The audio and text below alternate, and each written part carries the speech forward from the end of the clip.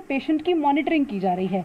यहाँ आने का मकसद ये है कि आयुर्वेद के ज़रिए अभी भी बहुत सारे मरीज़ ठीक हो रहे हैं, घर जा रहे हैं, और ऐसा नहीं है कि हर किसी को गंभीर बीमारी हो रही है या गंभीर दवाओं की ज़रूरत पड़ेगी। हमारे साथ डॉक्टर तनुजा निसारी हैं, उनसे समझते हैं। मैम, बहुत सारे लोग सिर्फ आयुर्वेद से ठीक हो जाते हैं, आपका खुद का अनुभव क्या कहता है और आप लोगों को क्या बताना चाहेंगी? जी, मैं ज़रूर ये कहना चाहूँगी कि अभी जो सेकंड वेव आई है वो डबल म्यूटेंट वायरस है, तो वो कॉन्टेजियस है, मतलब वो बहुत जल्दी से फैल रहा है। हवा में से एयरबॉर्न इन्फेक्शन है, स्मॉल ड्रॉपलेट इन्फेक्शन है।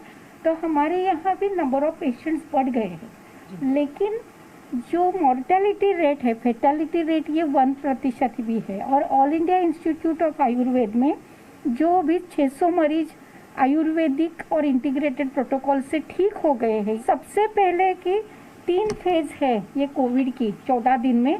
तो शुरुआत के 4-5 दिन में जैसे गले में खराश है, सोर थ्रोट है, बुखार है, तो लोग गर्म पानी पीते रहे, गरारे करते रहे, स्टीम इनहेल करें, और उसमें कोई भी जब सोर थ्रोट है तो डर के मारे आप बहुत ज़्यादा एंटीबायोटिक लेते हैं, उससे इम्यूनिटी आपकी कम होती है। उसमें डरने की ज़रूरत नहीं। हम आपको 100% कहते कि यहाँ लोग ठीक हो रहे।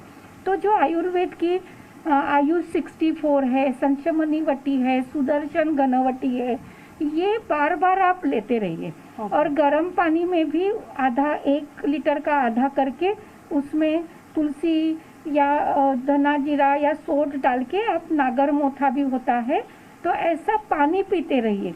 ये जो किट है इसमें संशमनी वटी मतलब गिलोय की गोली है। अच्छा। तो ये कोरोना होने से पहले, कोरोना होने के साथ और कोरोना के बाद सभी जगह, मतलब पोस्ट कोविड मैनेजमेंट में भी ये देते हैं। तो जो लोग अभी गिलोय का काढ़ा बना रहे हैं वो ठीक कर रहे हैं? वो बिल्कुल सही है, क्योंकि ये जो वायरस मतलब एंटीवायरल तो है, लेकिन बीच में जो इम्यून फेज है कि जिसमें हमारी इम्यूनिटी हाइपर रिएक्ट करती है, तो ये इम्यूनो मॉड्यूलेशन है, तो वो इम्यून सिस्टम को एक मजबूत करती है। सभी रुग्णों को मेरा नमस्कार। आप सभी स्वस्थ होंगे, यही हम कामना करते हैं। आप लोग स्वस्थ रहे, मस्त रहे, इस तरह से हम आपसे कामना करते हैं। अस्पतालों में मरीजों की देखरेख के लिए 24 घंटे चलने वाले मॉनिटरिंग सिस्टम बनाए गए हैं। इसके जरिए डॉक्टर अपने मरीजों पर 24 घंटे निगरानी कर सकते हैं और मरीज की जरूरत के हिसाब से डॉक्टर उनके पास भी जाते हैं। All India institute of Ayurveda sciences का ये ग्रीन जोन एरिया है, यानी कि यहाँ से मॉनिटरिंग की जा रही है, मरीजों को कौन सी दवा दी जानी है वो तय की जा रही है, और यहीं से सारा ट्रीटमेंट चल रहा है। इस तरफ ये स्क्रीन है जिसमें अलग अलग आपको विंडोज़ नज़र आ रही होंगी, चाहे मरीज़ जहाँ पर भर्ती है वो हो, चाहे रिक्रिएशनल एरिया हो या फिर और कमरे हो, उनमें हम देख सकते हैं कि इस वक्त कौन सा पेशेंट किस कंडीशन में है, उसको अगर मदद की ज़रूरत है या नहीं। तो जहाँ पर पीपीई किट के साथ डॉक्टर्स की जाने की ज़रूरत है वो वहाँ जा रहे हैं और बाकी काम यहाँ से चल रहा है।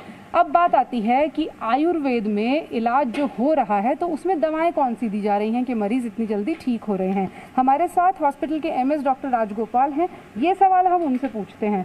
सर, इस बार हमने देखा कि मिनिस्ट्री ने कहा कि आयुष 64 बहुत काम कर रहा है और उसे रिकमेंड किया। आप, अगर मैं ओवरऑल पूछूं, एक माइल्ड कोविड मरीज़ यहाँ पर है तो उसके ट्रीटमेंट में कैसे कैसे आप क्या क्या दवाएँ इस्तेमाल कर रहे हैं? देखिए, हमारा जो ट्रीटमेंट प्रोटोकॉल यहाँ है ये होलिस्टिक अप्रोच है।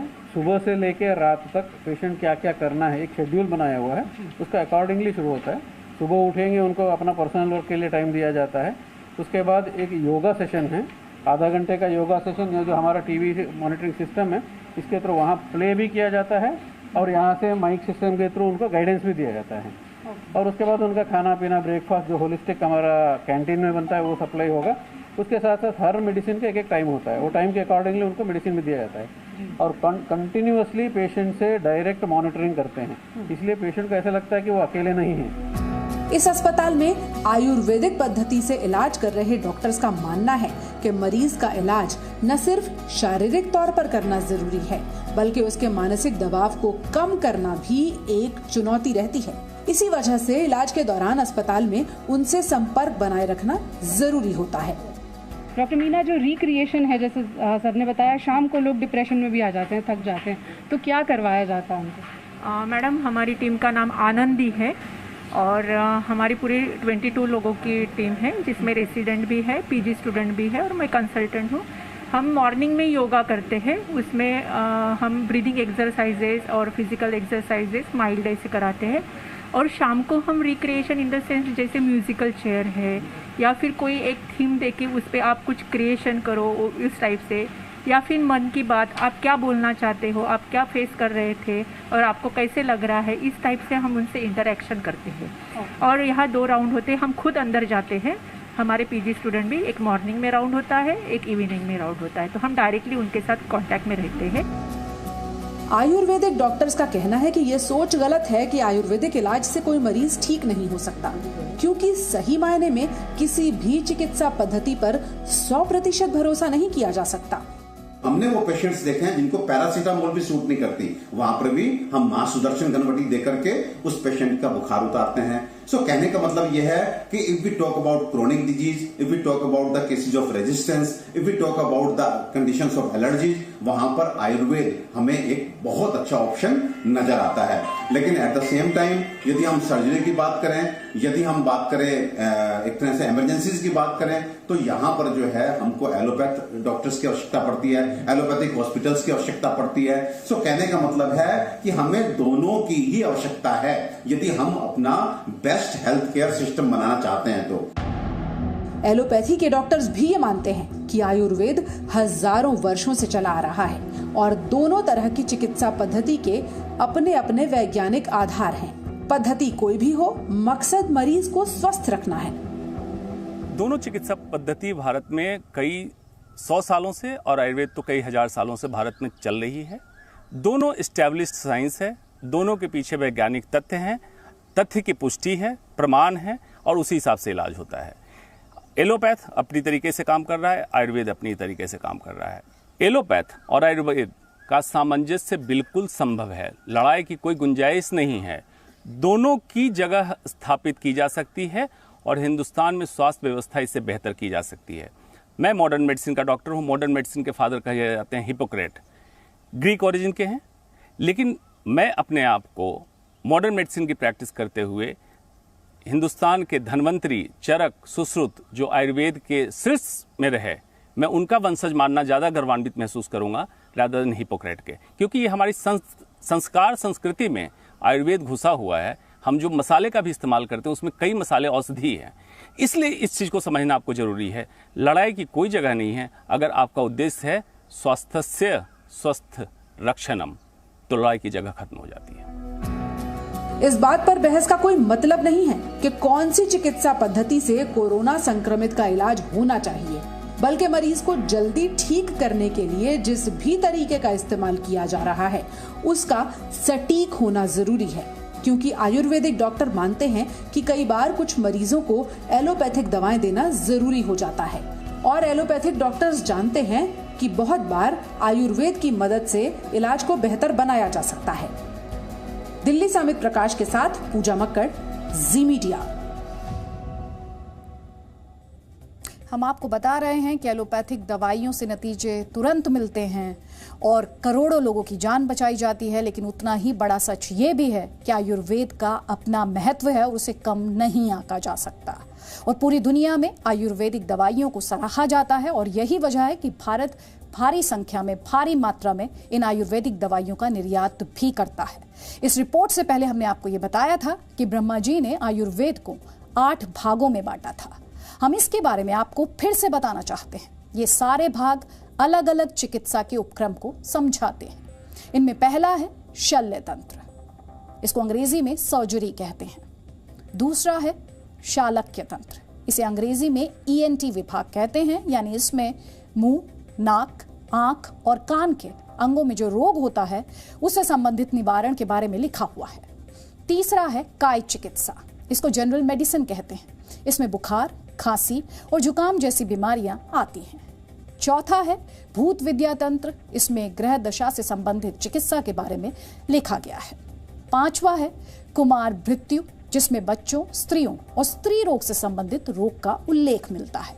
छठा है अग्दत तंत्र, जिसे अंग्रेजी में टॉक्सिकोलॉजी कहते हैं, यानी इसमें जहर के बारे में ज्ञान दिया गया है। 7वां है रसायन तंत्र, इसमें बुढ़ापे में बल, पौरुष और दीर्घायु बनने के बारे में लिखा गया है। आखिरी है वाजीकरण, इसमें शरीर के गुप्त रोग का उल्लेख मिलता है। आज हम आपसे यही कहना चाहेंगे, ना इलाज की एलोपैथी पद्धति में कोई कमी है और ना ही आयुर्वेद में। कड़वी सच्चाई तो यही है कि इन पद्धतियों पर टकराव मनुष्य के हितों के बीच होता है। आपको यही बात याद रखनी है कि हर पद्धति का अपना महत्व होता है। इस महत्व में जो मुनाफा देखते हैं वो लोग आपको गुमराह करते हैं, क्योंकि टकराव पद्धतियों में नहीं। डीएनए में अब आपको आपके काम की खबर बताते हैं। देश को कोरोना वायरस के खिलाफ एक और दवाई मिल गई है। इसे एंटीबॉडी कॉकटेल कहा जा रहा है। महत्वपूर्ण बात यह है कि इस दवाई के इस्तेमाल से अधिकतर मामलों में मरीज को अस्पताल में भर्ती कराने की नौबत नहीं आती। यानी अब आप कह सकते हैं कि कोरोना वायरस के खिलाफ भारतीय अस्पतालों के बेड़े में एक और दवाई शामिल हो गई है, जो वायरस पर एक मिसाइल की तरह प्रहार करती है। इसलिए अब हम आपको इस दवाई से जुड़ी वो सारी बातें बताएंगे जो आपके काम की हैं। सबसे पहले आपको इस दवाई के बारे में बताते हैं। कोरोना वायरस के खिलाफ इस एंटीबॉडी कॉकटेल को स्विट्जरलैंड की फार्मास्यूटिकल कंपनी रोश ने विकसित किया है। ये एंटीबॉडी कॉकटेल कासिरिविमैब और इमदीविमाब को मिलाकर बनाया गया है। और पिछले वर्ष जब अमेरिका के पूर्व राष्ट्रपति डोनाल्ड ट्रंप कोरोना से संक्रमित हुए थे, तब इलाज के दौरान उन्हें यही एंटीबॉडी कॉकटेल दिया गया था। कंपनी का दावा है कि एंटीबॉडी कॉकटेल कोरोना के स्पाइक प्रोटीन के खिलाफ काम करता है। इस दवाई की खूबी यह है कि मानव कोशिकाओं में वायरस की एंट्री रोकने का काम करती है। अब आपको इसकी कीमत बताते हैं। भारत में यह दवाई फार्मा कंपनी सिप्ला द्वारा उपलब्ध कराई जाएगी। 1200 मिलीग्राम की हर डोज में 600 मिलीग्राम कासिरिविमैब और 600 मिलीग्राम इमदीविमैब है। प्रति डोज की कीमत भारत में 59,750 रुपए होगी। यानी एक डोज के लिए लगभग 60,000 रुपए खर्च करने होंगे। इसकी 2 डोज के एक पैकेट की अधिकतम कीमत 1,19,500 रुपए होगी। कंपनी के मुताबिक एक पैकेट कोरोना के 2 मरीजों के इलाज के लिए पर्याप्त है। आप चाहें तो इस जानकारी को नोट भी कर सकते हैं। एक मरीज को यह दवा देने का खर्च आएगा लगभग 60,000 रुपए। हालांकि कई बड़ी संस्थाओं ने इस दवाई की कीमत कम करने की भी मांग की है। अब आपको यह बताते हैं कि यह दवाई किन मरीजों को दी जा सकती है। तो ये एंटीबॉडी कॉकटेल 12 वर्ष या उससे ज्यादा उम्र के मरीज जिनका वजन कम से कम 40 किलोग्राम हो, उनके इलाज के लिए इस्तेमाल की जाएगी। हालांकि अगर मरीज को ऑक्सीजन से जुड़ी कोई समस्या है तो ऐसी स्थिति में इस एंटीबॉडी कॉकटेल का इस्तेमाल नहीं होगा जब ऑक्सीजन से जुड़ी समस्या होगी। भारत में इस दवाई की पहली खेप उपलब्ध हो गई है और इसकी दूसरी खेप 15 जून तक आ जाएगी। जून तक इसके 1 लाख पैकेट भारत में उपलब्ध हो जाएंगे।